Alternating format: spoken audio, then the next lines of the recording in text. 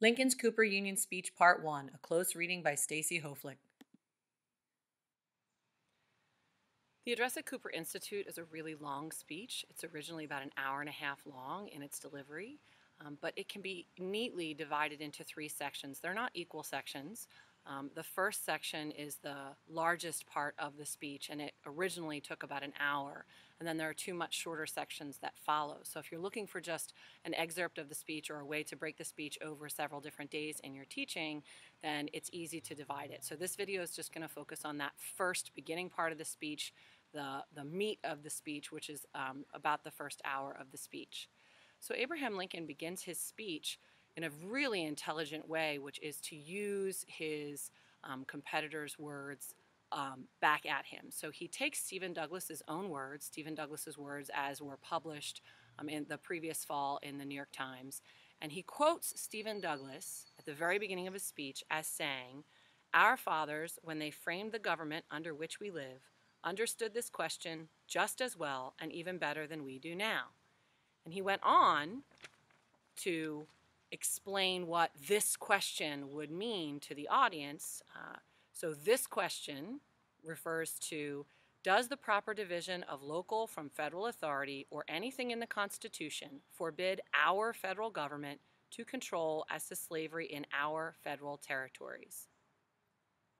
So he also makes sure that his audience understands his definition of our fathers. He defines our fathers as the 39 framers of the Constitution, the 39 framers who signed the original Constitution.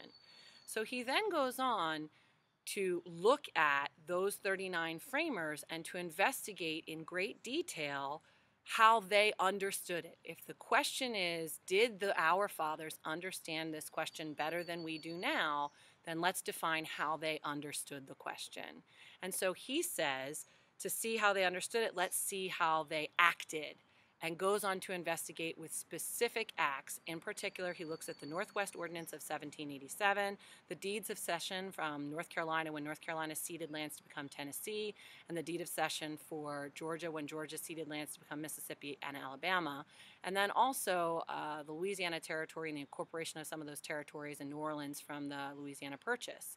So he goes back and he investigates how those 39 men voted on those different pieces of those different legislation, and he is able to prove 23 of the 39 original fathers, the original framers of the Constitution, actually voted with regards to the question, is the federal government allowed to either further allow or deny slavery from going into the territories?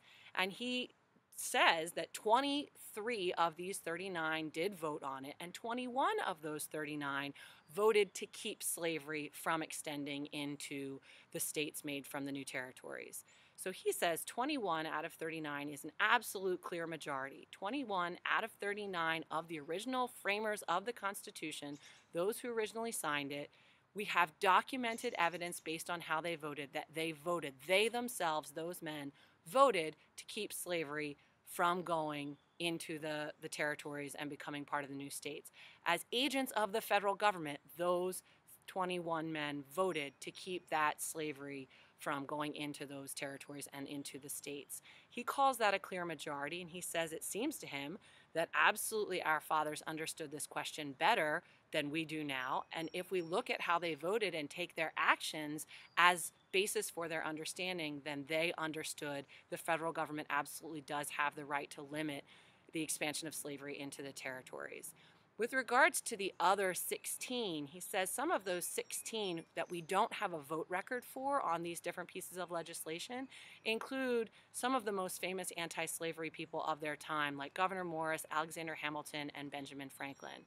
So we could assume that those anti-slavery men would also have voted to keep slavery out of those territories. But even if we eliminate those very famous men and their anti-slavery leanings, the 21 whose votes that we have, Abraham Lincoln is arguing, clearly shows us that those framers, those our fathers who framed the government, understood they, as federal government people, had the right to limit slavery from going into the territories and becoming part of the states that were made out of those territories.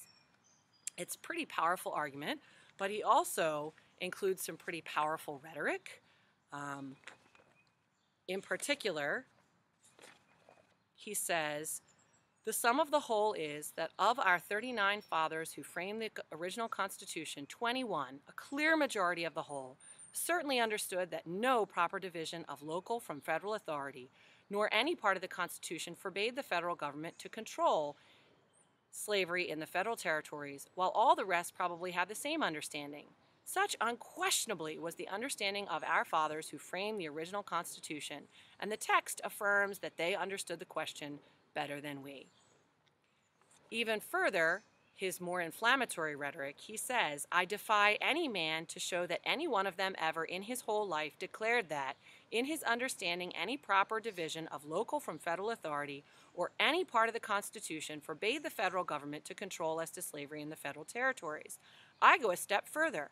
I defy anyone to show that any living man in the whole world ever did, prior to the beginning of the present century, declare that, in his understanding, any proper division of local from federal authority or any part of the Constitution forbade the federal government to control as to slavery in the federal territories. I mean, Abraham Lincoln here is absolutely willing to throw down with Stephen Douglas and the Democrats. He's saying, if you believe that our founding fathers understood this better than we do, then prove it. If they believe that we as federal government agents have no right to allow or disallow slavery in those federal territories, if it really is up to those people living there, which is what popular sovereignty is all about, then prove that. Prove that that's the understanding that our fathers had. Because according to him, according to his research, the founding fathers, at least 21 of those 39 understood differently, understood things the way that the Republicans and Lincoln understood them. And just one more right before he finishes this section, one more little dig at Douglas, and at this point he doesn't name Douglas specifically, but he does say, if any man this day sincerely believes that a proper division of local from federal authority or any part of the Constitution forbids the federal government to control as to slavery in the federal territories, he is right to say so, and to enforce his position by all truthful evidence and fair argument which he can. But he has no right to mislead others who have less access to history and less leisure to study it into the false belief that our fathers who framed the Constitution under which we live were of the same opinion, thus substituting falsehood and deception for truthful evidence and fair argument.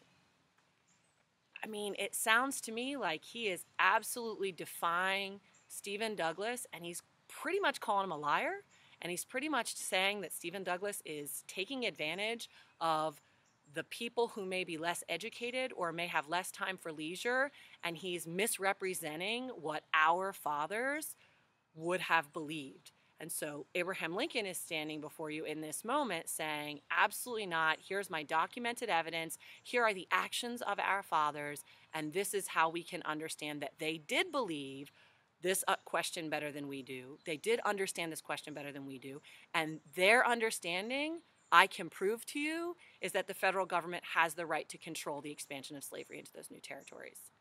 This ends the first hour of this speech, this thunderous, rhetorical throwing down with Stephen Douglas, and then he moves on to the second part of his speech.